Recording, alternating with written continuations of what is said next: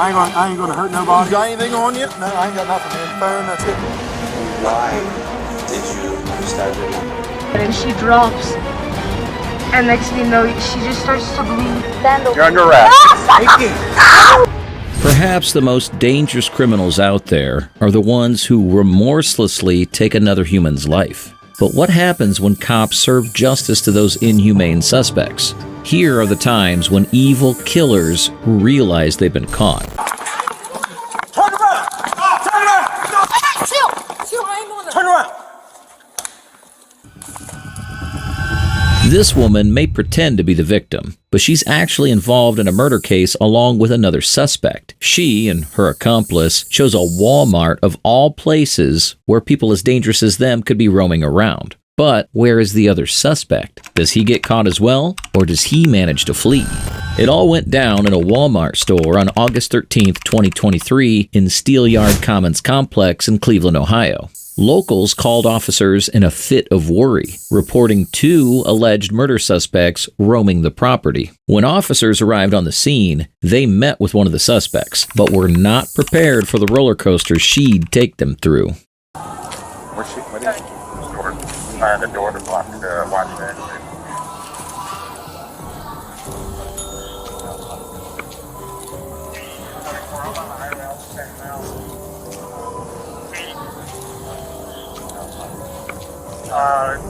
There's 2 people down there.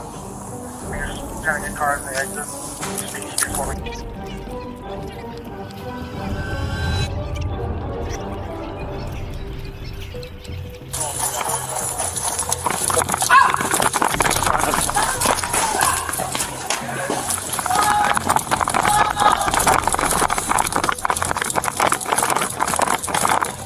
Out the automotive door, out the automotive door, get there.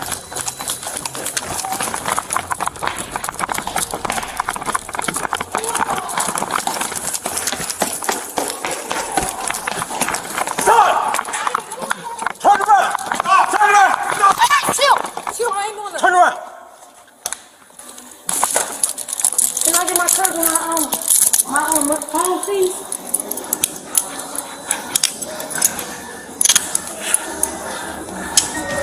As the police try to arrest the suspect, she starts running extremely fast from them. The officers manage to catch up with her and she's finally arrested, but she doesn't submit easily. Don't relax. Don't move. Female custody, we're in the 3rd department. Stand up for me. Back here? No, it was in the front by us. The lady officer searches the woman for any suspicious items. What do you got on you? What do you have on you? Nothing. I'm talking about my money. That's what I'm asking. Don't move. I don't got nothing. Take your shoe off. I promise I ain't got. Listen. That's what I'm saying. I just want you to get out to my woman. Give it to her. She ain't got nothing. We gotta go on this. And I know how you can put your shoes back on, okay? Here, I'll get the other side. Is it in there? The foot's in? Yeah. I'm putting the female in these right now. But, lucky for the girl, none are recovered. Okay, listen. Right now, you're being detained. I understand. Okay? So I'm going to verbalize you your Miranda warning. Before you speak or say anything to me, okay? You have the right to remain silent. Anything that you say can't be used against you in the court of law. You have the right to an attorney. You can either 411 will be appointed to you free of charge by the courts. Once she's apprehended, a question is raised about the whereabouts of the suspect. A quick patrol of the area helps locate him in the parking lot of the store, but he makes a foolish decision when he spots the cops.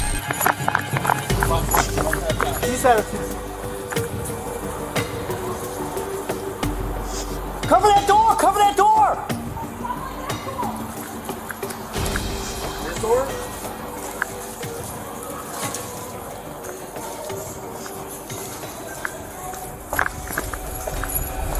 Get on the ground! On the ground! On the ground now! Right now! On your belly! On your belly! Hands me on your back!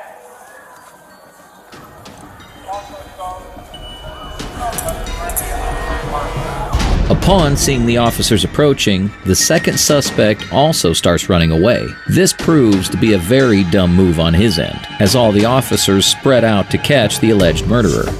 Eventually, one officer gets near the suspect and points a gun at him to make him surrender, after which he's finally arrested.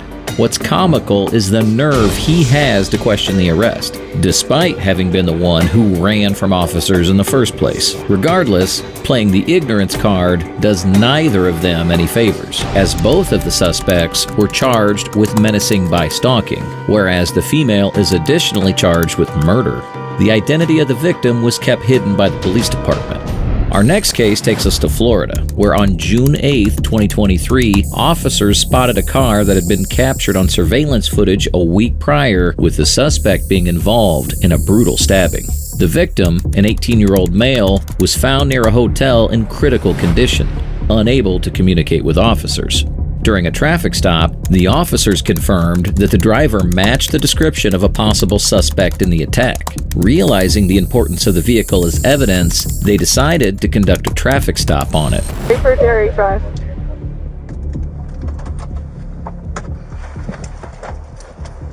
Romeo, Alpha, Papa. License, registration, proof of insurance.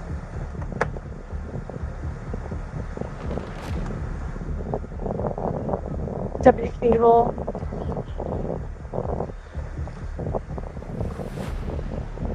You looking for your insurance? It's alright, just hold off on that. I got you here. Okay. Just give me a minute, okay? Alright. Hey. It's her.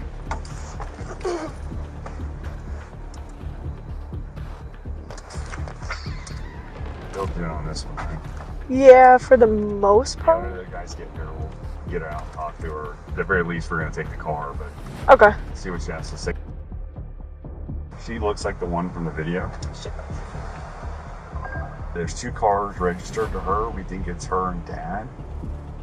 So obviously it's the car they use, but then there's a red car they're in all the time too, which is over there. And it comes back to Dad. Looks like Dad lives in South Florida. Okay. So whoever her boyfriend is probably going to be the suspect. That makes sense. So do they pass up because they're like not wanting to get like their vehicle seen? Do they? Are they just? Yeah, they don't. Not everybody's gonna bunch up here, so they see our cars and all that. So that's why I kind of parked over there. Okay. And then, yeah, as soon as our other guys come up here, we'll make contact. We're just gonna do an initial interview with her Okay. and see how. Because other than the car, we don't have anything. The victim's still all we can't even interview him until like next week. I heard he like had surgery, right? Skylar was telling me. Yeah, if we could talk to him and get in his phone, like we'd already know who this was. So we're having to kind of background. The female officer confirms that the driver is indeed the suspect in the attack. She and the other officer then begin discussing how to approach the arrest. Shortly after, backup arrives, and they start the process, which quickly becomes clear that it will be challenging. Talk to her here behind you. She'll give everything up. Hey, you guys want to grab her and talk to her? Yeah, we're gonna pull her out. Okay. I'm gonna pull another car up here. You know? Let's pull her out. Want to talk for a second?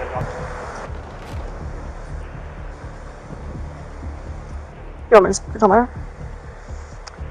Hey, Nicole. Yeah. You want to just step out for me?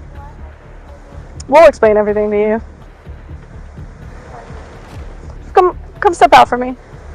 We're just here to talk to you. Just step out.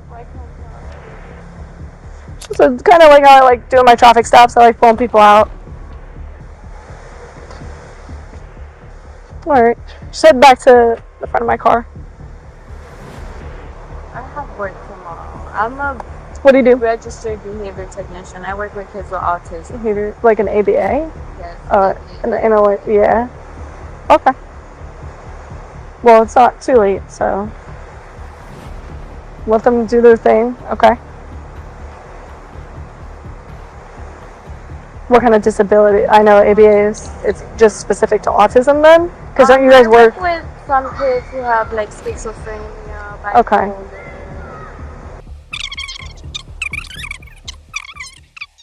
Yeah. How long ago did you move? Not even that long ago. The female officer keeps the suspect engaged while the other officers work to confirm the details related to the suspect. Once the officers are sure they have their person, they go to remove her from the vehicle, and her hesitation paints a clear picture. She is guilty of something. Eventually, she steps out, trying to present herself as civilized and normal as she can. It looks like she not only has the community tricked, but her father as well, who soon arrives on the scene. I don't even know anybody. No. That's what happens when you move. Hang out with my dad. I mean, my parents are young. I have cool parents. I just hang out with them. Yeah. You make friends. I really work with them. Yeah. I don't even, I'm very homebody, I like to. Stay home. Yeah. What's up, boss? Good, good, good. Just give us a minute. Huh? Just give us a minute. Oh, yeah. Okay. Everything okay? Yeah, we're gonna talk to you and explain everything to you. We just gotta kind of talk to her first. Yeah. The suspect's father arrives, completely unaware of the situation. The officer realizes he's not up to date with what's going on, so she finds herself in a difficult position to reveal the heartbreaking news to him, but it has to be done. He's about to discover, in the worst possible way, that his daughter is a murderer. Hey. Are you Dad? Hold on. Relax. I need to get my bag. I have stuff for work that I need to get. Calm down. Just relax. I'm relaxed. You guys. Please just relax. You don't control the encounter. That's not how it works. We have probable cause to take that car. It was involved in a stabbing. What? Mm-hmm. 100%. That car is on video. That tag was involved in a stabbing. I need my bag. Bah! I need my bag for work. Okay, you need to do things the right. Calm down. You can get your bag, but calm down. She could get her bag, correct? I mean, you're gonna. She can't take anything out of the car. We're taking the car. So if somebody was stabbed, they're in the hospital, they're not talking, they might die. No, I'm not. So no, she can't. Not right now. She can't get anything. About that, but her like personal. Yeah. She's gonna talk. Okay, I need to talk to my dad. No, That's my father. you're not gonna talk. Stop. No, they're going to jail. Stop. To my dad. No, he's talking to them right now. Take a step back and stop. On the other hand, the suspect switches like a flip. As soon as the suspect sees her father, she starts acting immature and entitled. In some way, she must believe that her father will have sympathy for her and excuse the fact that she's a murderer. But real life doesn't work like that. As emotions get higher and higher, the suspect's demeanor becomes increasingly non-cooperative. I'm not going to tell you one more time. It's not illegal to stand over. You're under arrest. Nikki. Bro, You're under arrest. Nikki. Nikki. Hey, come on, guys. Bro, do you Bro, I told you. I'm not doing nothing illegal. Now she's going to jail. Now I'll handle it a different way. You have to knock her down. Yeah, I did. Yeah, she did. She's resisting. That's not illegal. Alright, well, this is pointless. Long story short, the car is involved in a stabbing. She's on camera, her boyfriend's on camera. Trying to talk to her like an adult, but I guess that's not going to happen. Unfortunately for this girl, the officers choose to not tolerate her attitude. As soon as she starts acting entitled, the cops waste no time putting her under arrest. She's then escorted to the police car, but that's when her craziness starts to show. Go over. Go. Sit up.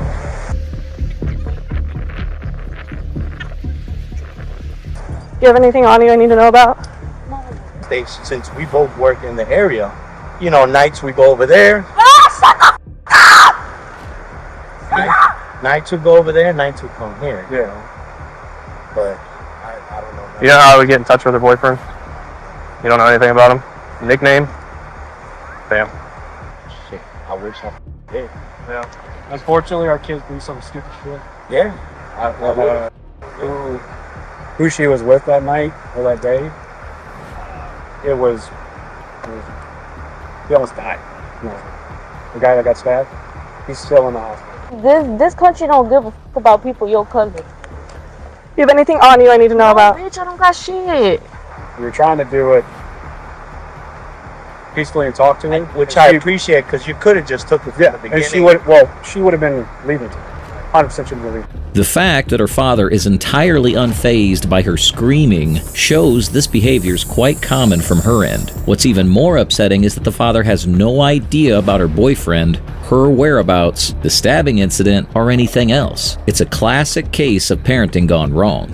As for the victim, he unfortunately passed away from his injuries 3 days later on June 11th. As a result, the female was slapped with a murder charge. 48 hours after her father confesses to murdering his 3 sons. The next case is a tragedy that takes us to Ohio, Monroe Township, on June 15, 2023, when officers received a heartbreaking call from a screaming mother who reported her husband, Chad Dorman, for murdering their kids. Apparently, the Ohio man had lined the 3 children up in their house and then executed them with a rifle. The boy's older sister, Alexis, managed to escape the violence. A witness who saw a young girl running from the scene called 911, reporting that the girl said her father was killing everyone. The mother also sustained a gunshot wound on her hand in the process. Police arrived on the scene immediately and confronted Chad. Show us your fucking hands now! Stand up! Stand up! Stand up! Stand up now! Stand up! Stand the fuck up! The stage and air crews are going to go ahead and fly whenever any units can arrive. Get your hands out of here. Caliber 21. It's in the air. Those guys can confirm that there's people that need first aid, and that's the shooter who's not complying. They need to take care of the victims. They have to show them the shootout. Man, I ain't trying to hurt nobody. I'm completely sober. Never did drugs a day in my life. 21. Get the EMS over here. Well, I did drugs when I was little, but I don't do drugs now. I'm sober. I'm not trying to fight you. 63. Get your butt inside. Yellen, get your butt inside. We on primary? Now. The way Chad sits there on the porch, ignoring the officer's orders and pretending like it's any normal day, is downright terrifying. The agitation can also be heard in the officer's voice as he forces him onto the ground and then goes to check on the victims. Unfortunately, all 3 of the kids are deceased at this point. What are you doing, man? Hey, are you copying all this? Can I roll over? I ain't gonna hurt you.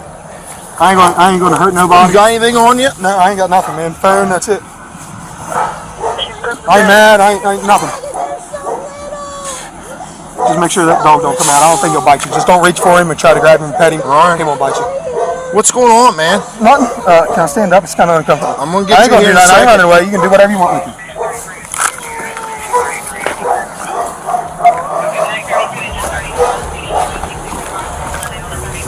Chad tries to establish a conversation with the officer, reassuring him that he means no harm. It's upsetting how nonchalant the man's acting after the brutality he's committed. In the background, the mother can be heard wailing about the loss of her children.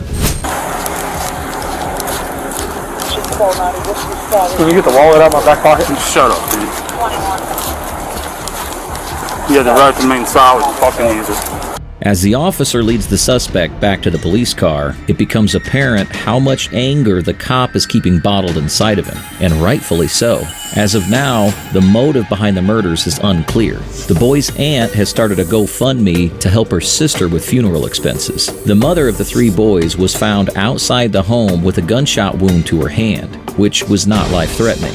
She was taken to the University of Cincinnati Medical Center for treatment. Claremont County Sheriff Robert Leahy met her at the hospital and informed her of the tragic deaths of her 3 sons. As a result of his inhumane actions, Chad Dorman was charged with the following: aggravated murder, kidnapping, and felonious assault. Developing right now, we're seeing disturbing images from a crime scene after police say a 13-year-old boy stabbed his mother to death in Hialeah. Next up, we have the extremely gruesome case of 13-year-old Derek Rosa, who on October 12, 2023, in Hialeah, Florida, brutally stabbed his own mother while she slept. Authorities said Derek attacked his mother, Irina Garcia, over 40 times. After that, he called an online friend and sent the person 3 pictures, 2 of which included his deceased mother and the 3rd being a selfie. Following is the interrogation room video of the officers talking to Derek after he's arrested for this crime. Okay. Now, we are investigating an incident that happened, you know, where you called police, okay? Before we ask you any questions, we want to make sure that you know this. And if you want a chance to explain yourself, the only way that we would be able to take your statement is if you agree to talk to us without the presence of an attorney. If you do, go ahead and sign right here. What's an attorney? An attorney is someone that can represent you in legal matters. Okay? You know what a lawyer is? Yeah, it's the same thing. Yeah, same thing. By you signing that, you're wanting to give us a statement without the presence of a lawyer. You understand that? Yes. Is that your wish? Yes, my wish. Okay. Can you say your last name too? Before jumping straight into the matter, the officers follow protocol and read Derek his Miranda rights. They then allow him to choose whether he wants to talk to the officers without the presence of a lawyer, and he agrees to speak without the attorney. Now that the formalities are out of the way, the officers will dig into the events that led this 13-year-old here. Derek, let's start with this morning. You slept at your house last night, right? Yeah. Do you go back and forth between staying with your mom and your dad, or no? Or you usually just live with your mom? It's really hard to explain. One weekend, I'm with my mom, and the other weekend, I'm with my dad. No, I'm not with my dad a whole week. Only weekends. Only 2 days. Only weekends. But not every weekend. Where does your dad live? Don't know. You don't know? But is it in Miami, down here somewhere? It's in Broward. In Broward? Yeah. Okay. But last night you slept at your mom's house? Yes. Okay. You got up this morning and went on my bus, a school bus. What the officers are doing right now is simply gathering as much information as they can about the moments leading up to the crime. While all of this may seem like irrelevant information, it actually is very helpful, as it could be used to cross-check the suspect's statements later on to determine whether there are any inconsistencies in the story. Let's get into what happened tonight. Were you do you communicate with people over the phone? Were you talking? Tell me what happened tonight. The officer is now getting closer to the events of the night, slowly easing his way into the topic instead of barraging questions and potentially raising Derek's guard up. Tonight? Yeah. Well, at around like 10, I went to bed. Okay. My mom did too. Is that your regular time? Like 9? Yeah. Okay. You guys explain to me about the apartment. You have your own room? Yes. And your mom? Yes, she has her own room. She has her own room. And your sister? She stays in the same room as my mom. Stays in the same room with your mom? And tonight, who was all there? Me, my mom, and my sister. Okay. So you went to sleep around 10? Yeah. Derek states that on the particular night of the crime, he actually went to sleep early, around 10 o'clock. However, he woke up not soon after, with dangerous intentions. So you went to sleep around 10? Yeah. Okay. And then what? I woke up. You killed her? All right. What type of knife was it? Do you know? It was just a big size kitchen knife. That big? Yeah. What color was the handle? Purple. Purple? Yes. Okay. Your mom was sleeping? Yeah, she was sleeping. Okay. Explain to me. Well, we'll get into that a little later. What did you do after you killed her? In this bone-chilling part of the interrogation, Derek admits to waking up, going to his mother's room, and killing her in cold blood. He describes the ghastly details of the event, expressing no emotion, let alone remorse. From this point on, he only gets more descriptive. My stepdad he owns 2 guns. He has a Glock 19. Okay. And then, I don't know what it's called, another one. Okay. What color are they? The Glock 19 is black, and then the other one has a silver slide and then like a dark bluish handle. Okay. So, what did you do with the guns? He always has his Glock 19 with him at all times. Mm-hmm. And since he's a truck driver, he wasn't at home, he was far away. Okay. So I went into the closet. Mm-hmm. I found his book because he goes shooting at gun ranges. Okay. I grabbed the gun. I put the magazine in the gun. Okay. I pulled back the slide, but I didn't want to shoot myself. Okay. I intended to shoot myself before, but I couldn't. It truly is traumatizing to hear the 13-year-old vividly explain how he almost pulled the trigger on himself after committing the brutal crime. If there's any silver lining to this situation, it's that he left the newborn baby, his 1-week-old sister, unharmed during this crazy rampage. However, she'll grow up without a mother and will have to deal with that scar for the rest of her life. Then what did you do? I decided to call my friends to tell them what happened. And then I said goodbye to my friends. You called them before you decided to try to shoot yourself or afterwards? After. Okay. How many friends did you call? Only one. What's his name?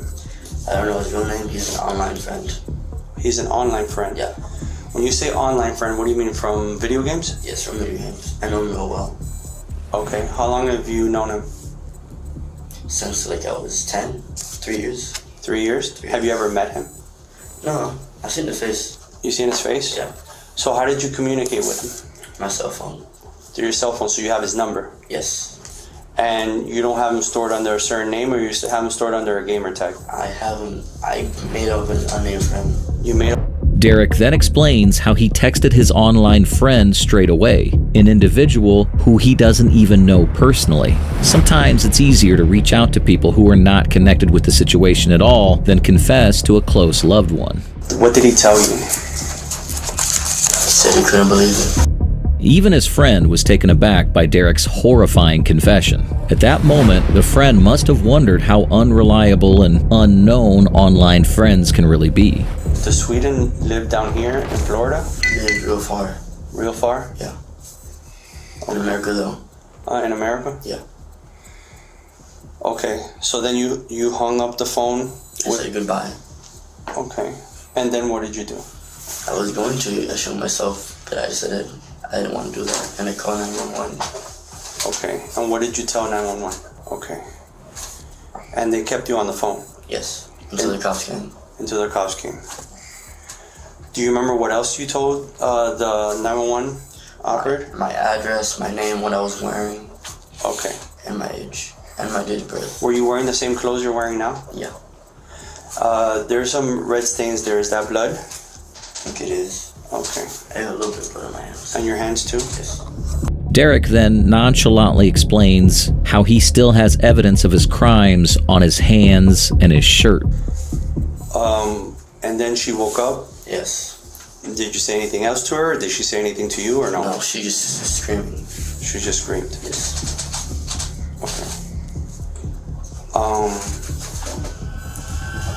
Why did you stab your mom?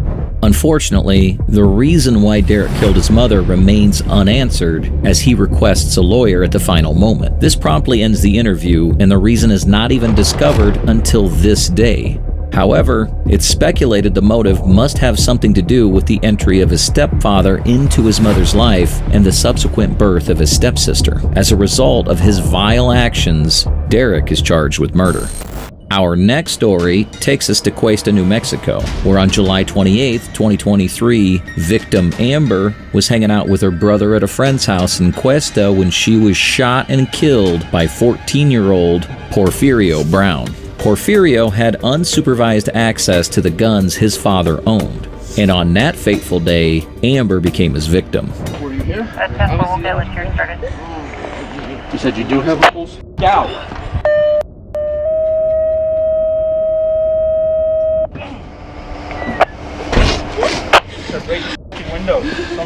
Test Central to let's hear fire. If you could proceed to the area of... She alive? Is there anything I can get? Road, again, Amber's father, Joshua Archuleta, claimed that while he was at work, his 14-year-old son called him in a panic, claiming his sister Amber had been shot. Joshua Archuleta immediately threw everything down to go to Cuesta. When he arrived there, he was faced with the horrifying scene of his fatally shot daughter's body. 911 was immediately called, and the following is the footage of first responders on the scene. I'm going to have to ask you, bro. What you're doing right now is not helping. I'm going to need you to either go sit down over here or just give us a second, okay? You don't need to be upset. My sister. I understand it's your sister. I understand, but what you're doing right now is I understand, but what you're doing right now is not helping. Okay, I'm not trying to be an asshole to you. Yeah, you are. I'm not trying to be an asshole to you. I'm trying to help you, buddy. Yeah, you are. Okay? What you're doing right now isn't helping. Please just go over there with them. All you guys doing is filling for pulse. I don't think doing much. Well, here's the thing, dude. The medics are on the way. All we can try to do is keep her alive while the medics are here. You got your page. We'll put She a is. crew She has a together. pulse. How good? So it's pretty good. So can you please just go over there and let us do our job, please? It's okay. It's okay, but I understand you're upset. I totally get it. Okay. We're gonna need you to back up, please. Please. No, guys. No. Being here is not gonna help. No. Believe me. Let us do our job. Sister. Let us do our job. Sister. Travis knows exactly what he's sister. doing. Travis knows exactly what he's doing. I understand. Is she alive? The closer you are, Does she? the closer. Hold on. Yes. Does she have a pulse? She has a pulse. Right okay? now. Yes. Right now. She has a pulse. Right now. I just need you to step back for a second. I understand it's your sister. I understand you love her. We're gonna do everything we possibly can to help. Amber's brother can be seen frantically pacing around the scene, wondering whether his sister is alive or not. It truly is a gut-wrenching sight for a minor to see his beloved sister teetering on the line between life and death. So tell me what happened. Somebody needs to tell me what happened. We don't remember. I'm out of it right now. Does somebody pass by? 16, go. Station. That's running through my head so fast. Hey, that.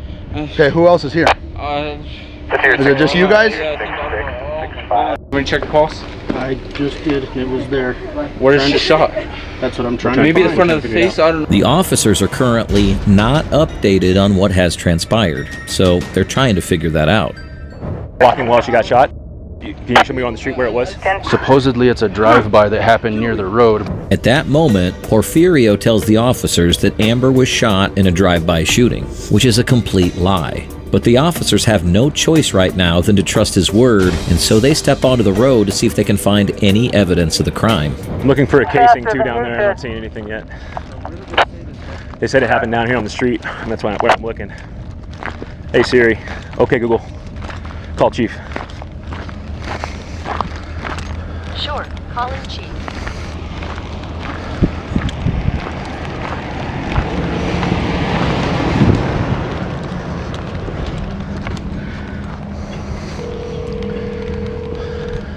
I'm not sure if it was down here. He said it seemed like they carried her up here, but this was closed. So I'm guessing they carried her through here. The officers try searching the road to see if anything can explain how the shooting happened. Okay. So we gotta shut it down, clear the scene. Your copy is down, great. Let's get some tape and start taping everything off. Tape everything off. Put the unit in the road. I want to block off whatever we can. It's at this stage that the verdict comes in. Amber is officially pronounced dead as her wavering pulse entirely disappears. But the most heartbreaking moment is when her father is told about the news. The EMS just pronounced her deceased. Oh my God, man. So, She's gone. What? She's gone.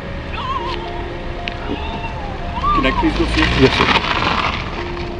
I'll have one of my guys meet you. I'm trying to stay out here to block this off. I'm fine. I'm fine. I'm fine. 404, 406. You have the father walking in now.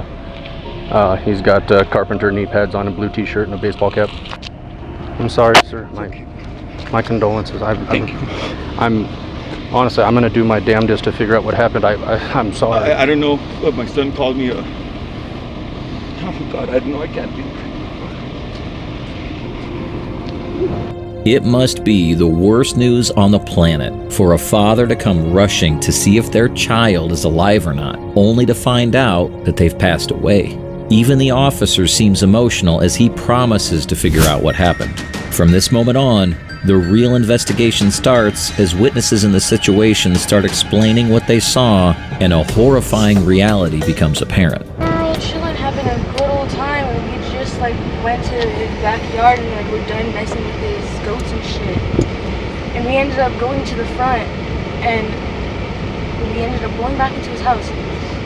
And then next thing you know, he pulls out, I think it's a revolver, the one that has like a spinning barrel. Okay. He pulls out one of those. It was a handgun? Yeah. Porfirio's claim that Amber was shot in a drive-by shooting is debunked as the witness states she saw him pull out a handgun and then shoot the little girl in the face. And then he ends up pointing it at her, and she went to go.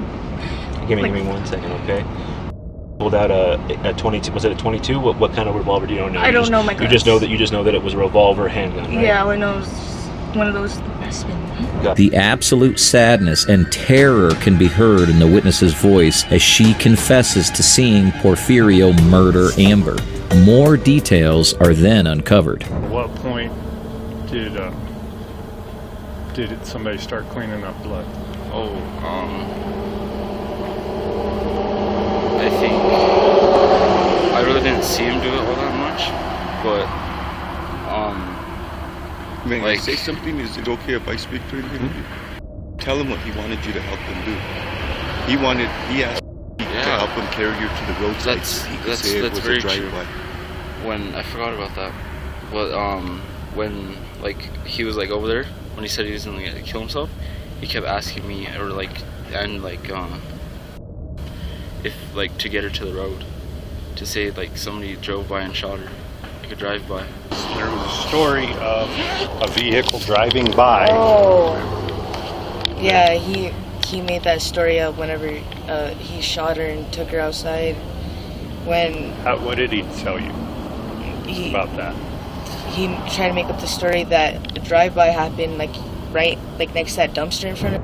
As more witnesses expose Porfirio, his entire lie-filled story comes crumbling down to the ground. It's disturbing how cold and calculated a 14-year-old can be, and now the officers are certain that Porfirio is the murderer. What's only left is to confront him. Before that, they encounter the suspect's father, William Brown. Come on out, man. He's not talking to nobody. We're gonna sit over here, bro. He's not sitting over here. Oh, it's your boy? Yeah, it's my boy. We talked to an attorney. Any question, anything can be done. Okay, we're just trying to make sure. Is this the scene where it happened? It is. Well, now. The body's in the back. There's no scene. There's nothing in here. Okay, I need you guys to step on out. Brown, come on. We can't. No. I need you guys to step on out. You have a warrant? There's gonna be a warrant. We have detectives on the way. We need you guys to step on out now. We've tried cooperating. These guys have already let people go that were here. So what's the issue? There's an issue because why are we supposed to stay here? You live here? Yeah, I live here. This is my home. Okay. Are there any neighbors that we can talk to? Where you can hang out? No. There's not. What's your name, bro?